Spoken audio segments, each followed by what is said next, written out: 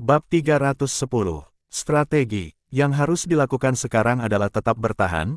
Jika musuh tidak bergerak, kita juga tidak akan bergerak, terus mempertahankan posisi ini. Persediaan makanan di kota cukup untuk bertahan selama 3 bulan. Ditambah lagi kita sudah mendapatkan banyak daging kuda, yang bisa memperpanjang waktu bertahan beberapa hari lagi. Melihat situasi Tibet sekarang, persediaan makanan mereka sepertinya tidak akan bertahan lebih dari sebulan.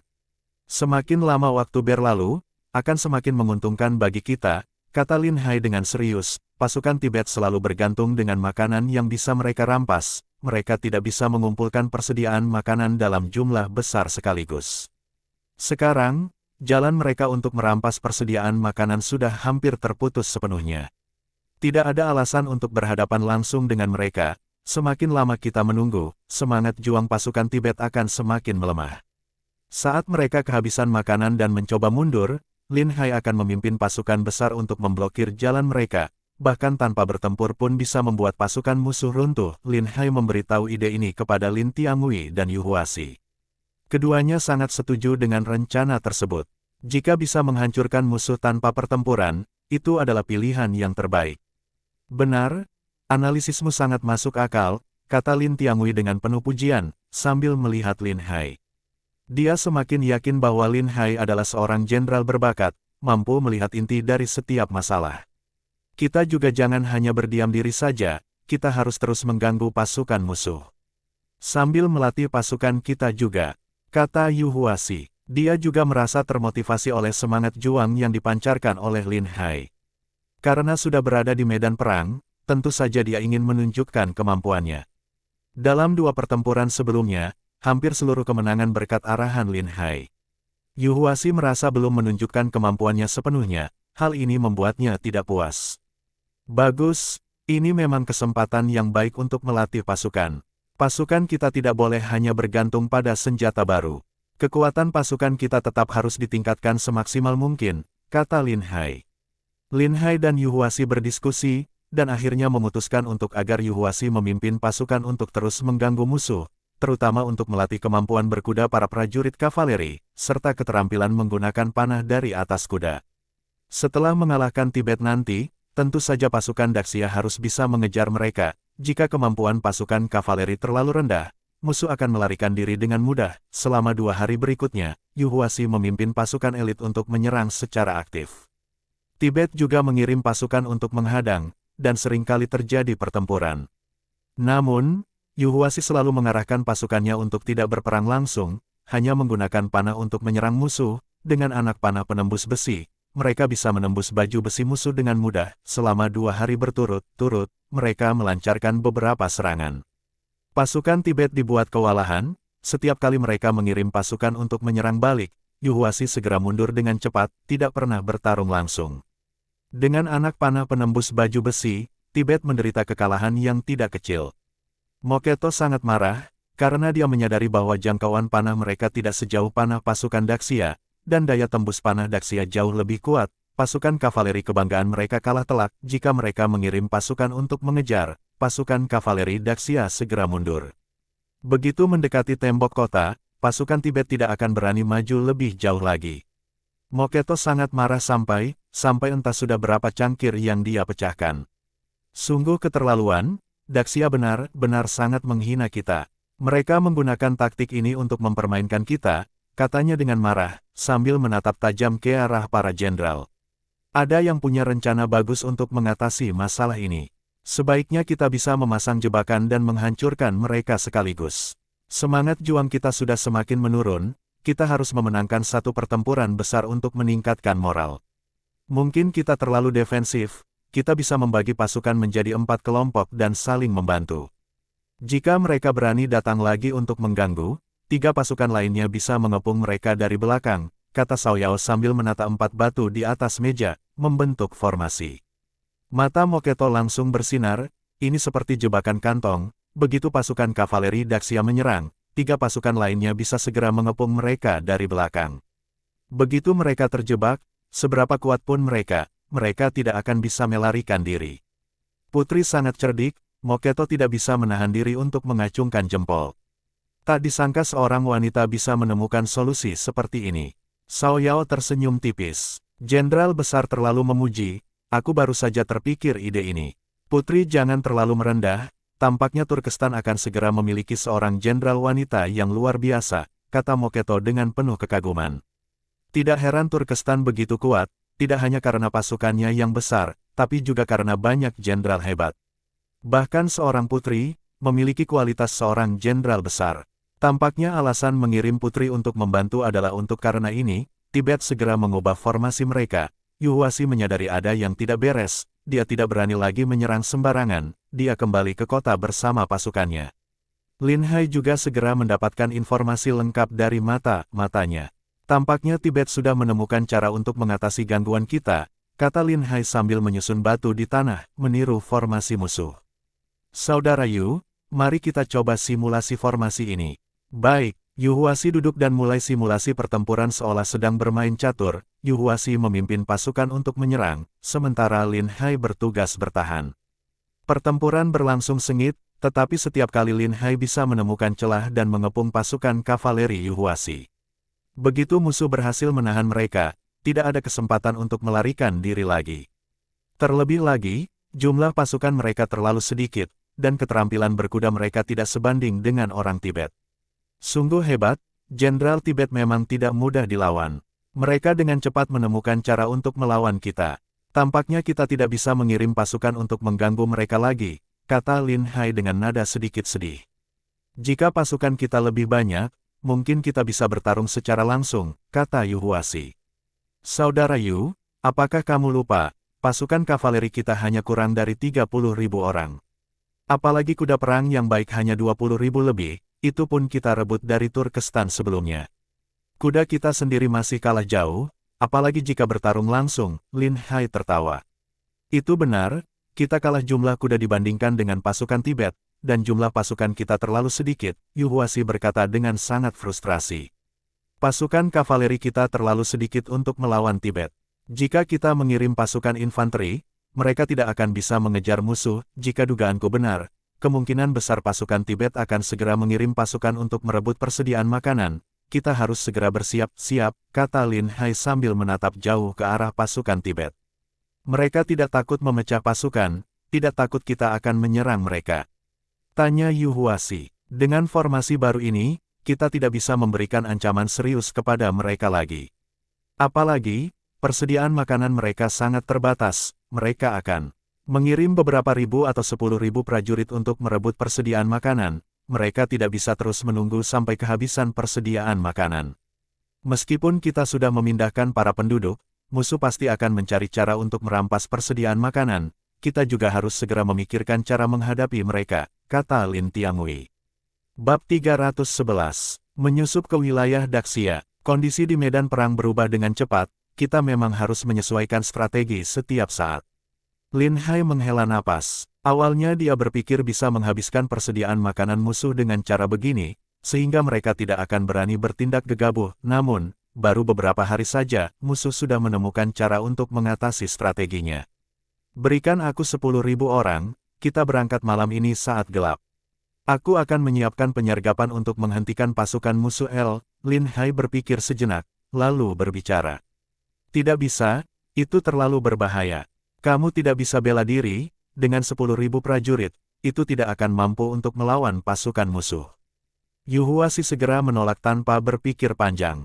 Biarkan aku saja yang pergi, jika terjadi sesuatu yang berbahaya, setidaknya aku yakin bisa melarikan diri.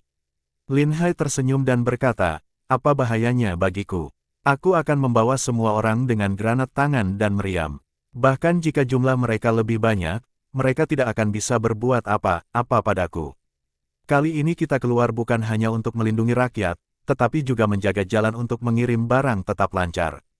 Setiap beberapa hari, kita harus mengirim satu batch granat tangan, itu adalah andalan terbesar untuk kemenangan kita. Aku tahu kamu memang ahli dalam berstrategi, tapi membawa sedikit pasukan seperti ini untuk bertempur melawan pasukan musuh, keselamatanmu tidak akan dijamin. Yuhuasi masih khawatir. Tenang saja, aku tidak akan bertempur langsung dengan pasukan musuh. Lagi pula, selama ini kamu yang memimpin pasukan untuk melawan pasukan musuh, aku belum pernah muncul. Jika kamu tiba-tiba menghilang, hal itu bisa membuat musuh curiga, Lin Hai menjelaskan. Baiklah, bawalah semua granat tangan. Jika ada yang tidak beres, segera mundur, kata Lin Tianhui dengan tegas. Kemenangan sudah di depan mata, selama kita bisa mencegah musuh untuk merampas persediaan makanan, mereka tidak akan bisa bertahan lama. Baik, aku akan membawa 20.000 granat tangan, seharusnya itu sudah cukup, dan aku akan bawa 30 meriam juga. Lin Hai tidak pernah pelit dalam melindungi dirinya sendiri. Toh, akan ada pasokan militer yang datang terus-menerus, jadi tidak perlu khawatir dengan persenjataan pasukan besar yang menjaga kota. Setelah berdiskusi, mereka memutuskan untuk membiarkan Yu Huaxi melanjutkan serangan ke kamp musuh pada malam hari, sementara Lin Hai diam membawa pasukannya pergi. Pada saat yang hampir bersamaan, pihak Tibet juga sedang berdiskusi tentang rencana merampas persediaan makanan. Mereka sudah tinggal di sini selama beberapa hari, dan persediaan makanan yang mereka bawa sudah hampir habis. Jika terus menunggu, begitu persediaan makanan habis, mereka tidak akan mampu melawan pasukan Daxia lagi. Yang mulia, izinkan aku memimpin pasukan memasuki wilayah Daxia untuk merampas persediaan makanan. Pertama, kuda-kuda Turkestan kami lebih kuat dalam daya tahan, sehingga bisa berlari lebih cepat dan lebih jauh. Kedua, semua makanan yang kami rebut akan diberikan kepada kalian, kita akan membagi harta rampasan. Cao Yao sudah tidak sabar lagi, karena jika terus seperti ini, puluhan ribu pasukan akan kehabisan tenaga. Mereka harus merampas cukup banyak persediaan makanan untuk bisa terus mengepung kota. Tidak bisa, kenapa harus kalian yang pergi merampas persediaan makanan? Jika kalian merebut makanan dan harta lalu pergi, bukankah kami yang akan rugi? Sebagian besar Jenderal Tibet tidak mempercayai Cao Yao. Benar sekali, selama beberapa hari ini, pasukan Turkestan kalian semua makan dari persediaan makanan kami. Kalian seharusnya tinggal di sini untuk melawan pasukan Daxia, biar pasukan kami yang pergi merampas persediaan makanan. Memang sudah seharusnya begitu, tidak semua keuntungan harus kalian ambil. Moketo menatap para jenderal yang terus menyalahkan Cao Yao dengan wajah gelap. Tentu saja dia ingin mengirim pasukannya sendiri untuk merampas persediaan makanan, tapi orangnya diawasi ketat oleh Daxia, sehingga jika dia menggerakkan pasukan, mereka akan segera ketahuan. Satu-satunya cara paling aman adalah membiarkan pasukan Turkestan menyusup ke Daxia secara diam-diam. Diam semuanya, apakah kajian tidak menghormati Panglima? Moketo memukul meja dan menatap para jenderal dengan wajah gelap. Para jenderal Tibet langsung terdiam, karena Moketo masih sangat dihormati di militer. Sekarang kita dihadapkan dengan musuh besar, tapi kalian masih punya waktu untuk bertengkar. Aku percaya pada Putri Cao Yao, dia pasti tidak akan bertindak egois. Di saat genting seperti ini, kita harus saling percaya. Cao Yao sangat terharu mendengar hal ini. Dia langsung berjanji, jangan khawatir, aku pasti akan membawa persediaan makanan kembali. 10.000 pasukanmu terlalu sedikit. Aku sudah menghitung. Aku akan menambahkan 5.000 pasukan kavaleri untuk membantumu mengangkut makanan. Misi ini sangat sulit, pastikan untuk membawa persediaan makanan secepat mungkin. Moketo dengan terpaksa menggantungkan harapannya pada Cao Yao. Terlebih lagi, kinerja Cao Yao beberapa hari terakhir ini sudah melebihi kinerja semua jenderal. Menerobos sendirian ke Daxia adalah misi yang sangat berbahaya, karena pasukan Daxia belum dikerahkan sepenuhnya. Jika mereka mengirim pasukan untuk mengepung, keselamatan 10.000 pasukan itu akan sangat terancam. Aku mengerti, aku tidak akan mengecewakan harapan Panglima. Cao Yao tahu bahwa 5.000 pasukan tambahan ini juga bertujuan untuk mengawasi dirinya, namun, dia tidak mempermasalahkannya. Dengan 5.000 pasukan tambahan, justru akan lebih mudah untuk mengangkut lebih banyak persediaan makanan. Bagaimanapun, tujuan utama kali ini adalah mengalahkan Lin Hai, bukan hanya untuk mencari keuntungan. Setelah persiapan selesai, saat malam tiba, mereka diam-diam mencari kesempatan untuk menyusup ke wilayah Daxia. Untuk menghindari mata Daxia, Cao Yao memutuskan untuk memutar melalui wilayah Tibet dan kemudian menyusup ke wilayah Daxia. Pada saat yang sama, Yu Huaxi memulai serangan untuk mengganggu musuh. Moketo memimpin pasukan secara pribadi untuk mencoba mengepung pasukan Yu Huaxi, tetapi Yu Huaxi tidak tertipu. Dia sudah menabur banyak jebakan paku di jalur pengejaran musuh untuk memperlambat kecepatan mereka. Setelah mendapatkan keuntungan, dia segera mundur, dan ketika musuh kembali, dia melancarkan serangan lagi. Sementara itu, Lin Hai mengirim mata mata di depan untuk membuka jalan, membawa pasukan dengan kecepatan penuh. Pasukan yang dibawa Lin Hai adalah pasukan elit. Begitu keluar, dia langsung memerintahkan mata untuk mencari jejak musuh dalam radius 100 mil. Lin Hai tahu bahwa ketika musuh kehabisan makanan, mereka pasti akan mengirim pasukan untuk merebut persediaan makanan. Di sebuah desa kecil yang sudah ditinggalkan penduduknya, semua persediaan makanan dan harta benda juga sudah dibawa pergi. Lin Hai tinggal di sana sementara, sambil menunggu kabar dari mata. Tebakan Lin Hai sangat tepat. Menjelang tengah malam, mata sudah kembali dengan informasi. Kami menemukan mata musuh di perbatasan Tibet, sekitar 20 mil dari sini. Mereka telah menyusup ke wilayah Daxia dan bergerak cepat ke arah dalam. Seperti yang sudah kuduga. Apakah jumlah mereka sudah diketahui? Mereka sangat berhati-hati. Mereka juga membuka jalan dengan mata. Kami mengikuti perintahmu, begitu menemukan mata musuh, kami segera mundur, menghindari kontak langsung dengan mereka. Lin Hai mengangguk, kalian sudah melakukan hal yang benar, karena kita yang pertama menemukan musuh, maka kita bisa mengambil keuntungan. Bab 312. Keraguan Cao Yao. Lin Hai segera memimpin pasukan besar dan berangkat malam itu juga, berniat tiba lebih dulu di depan pasukan musuh untuk menyiapkan penyergapan. Namun, Lin Hai meremehkan kemampuan pasukan elit yang dipimpin oleh Cao Yao. Mereka sudah lebih dulu menyadari pengintai dari pasukan Daxia, hanya saja dia berpura-pura tidak tahu dan tetap melanjutkan perjalanan sesuai dengan rencana. Cao Yao menatap peta medan yang dibawa oleh pengintainya dengan tenang.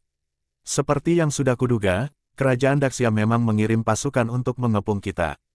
Tapi tempat ini bukan lokasi yang tepat untuk pertempuran. Kita harus maju 100 li ke depan lagi, di sana ada dataran luas, di mana kita bisa memaksimalkan kekuatan penuh kita, ujar Cao Yao sambil memperhatikan peta dengan seksama, tatapannya berubah tajam, penuh dengan niat membunuh. Untuk bisa berhasil merebut persediaan makanan musuh, mereka harus mampu menaklukkan pasukan yang menghalangi mereka. Ini bukan sekadar serangan, tetapi misi yang harus dijalankan dengan strategi yang matang. Yang Mulia Putri, pengintai kita baru saja kembali dan menemukan bahwa pasukan Daxia sedang berkemah di suatu tempat, jumlah mereka diperkirakan hanya sekitar 10.000 orang, lapor seorang prajurit pengintai kepada Cao Yao, dia membungkuk dengan hormat.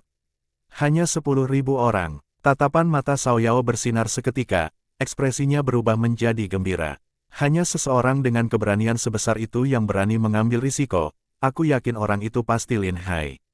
Lin Tiangui dan Yu Huasi, meskipun mereka hebat, mereka tidak akan berani mengirim pasukan sekecil itu untuk menahan kita. Lin Hai, kali ini kamu tidak akan bisa melarikan diri lagi. Cao Yao tertawa pelan dengan penuh percaya diri.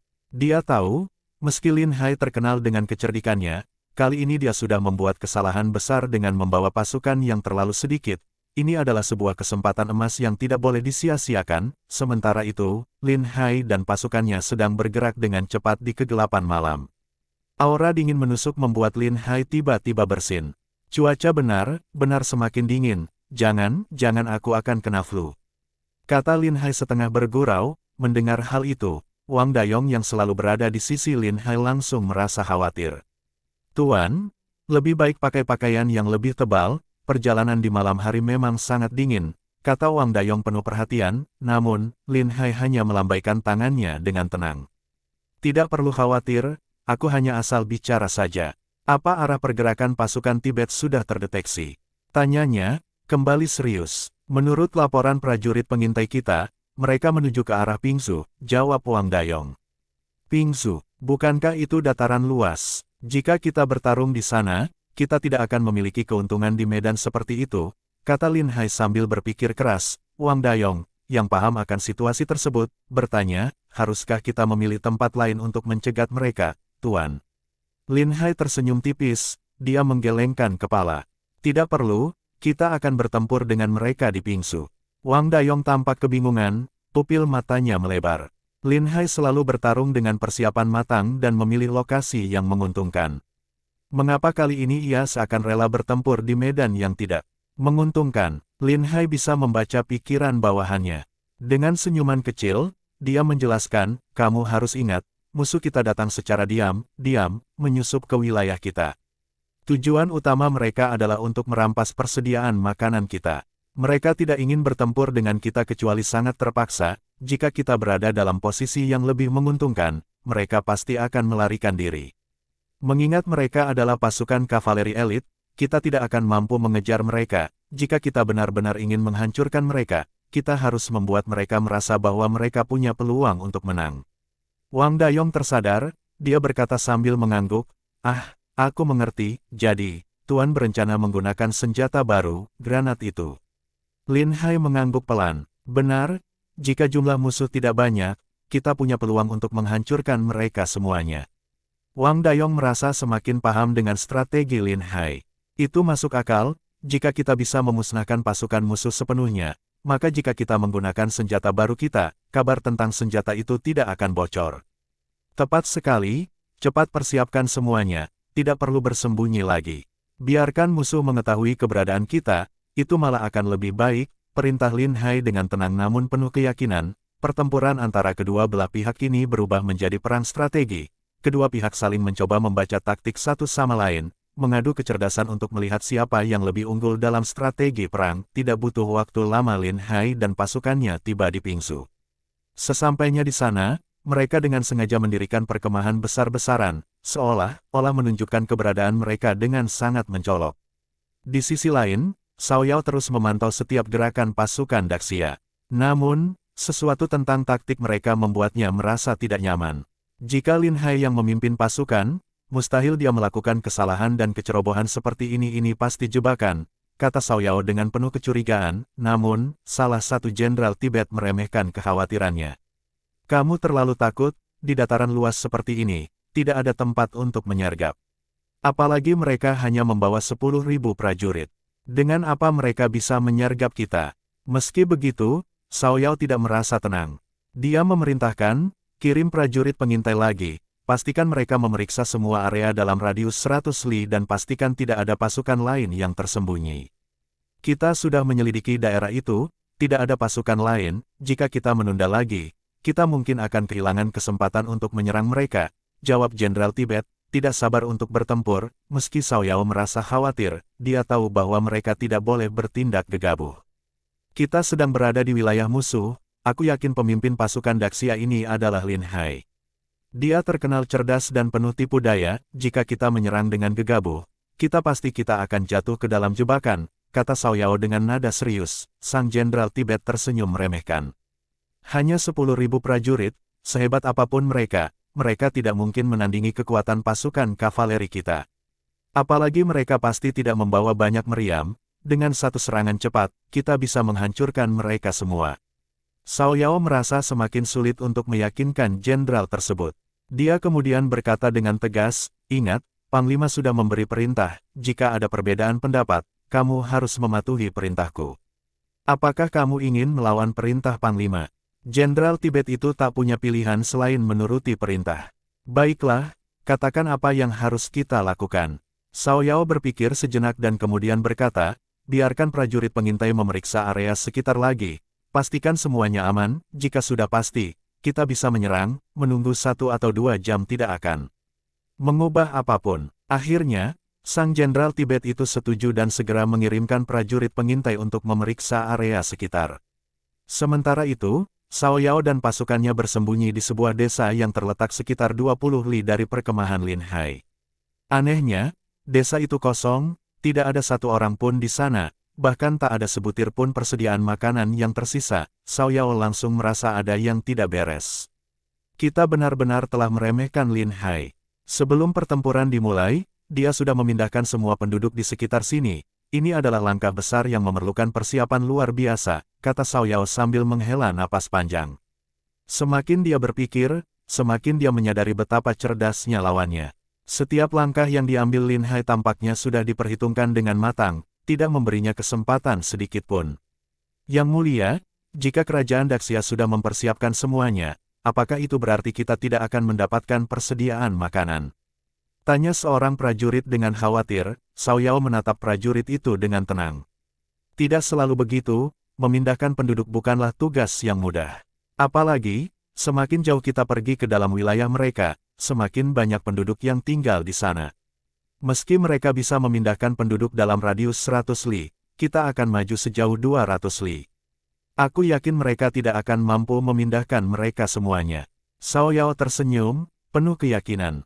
Selain itu, lanjutnya, meskipun penduduk perbatasan hidup dalam kemiskinan, pasti ada beberapa keluarga kaya yang memiliki persediaan makanan yang banyak. Mereka mungkin bisa membawa uang atau barang berharga lain, tapi tidak mungkin membawa semua persediaan makanan mereka. Kita akan cari mereka, jika kita menggali lebih dalam, kita pasti akan menemukan persediaan makanan yang mereka sembunyikan. Xiao Yao sangat paham akan kehidupan di kerajaan Daxia, karena selama bertahun-tahun dia telah menyusup ke Daxia untuk mengumpulkan informasi tentang musuh mereka. Baginya, kesempatan untuk menemukan persediaan makanan masih terbuka lebar. Ini hanyalah masalah waktu dan strategi. Bersambung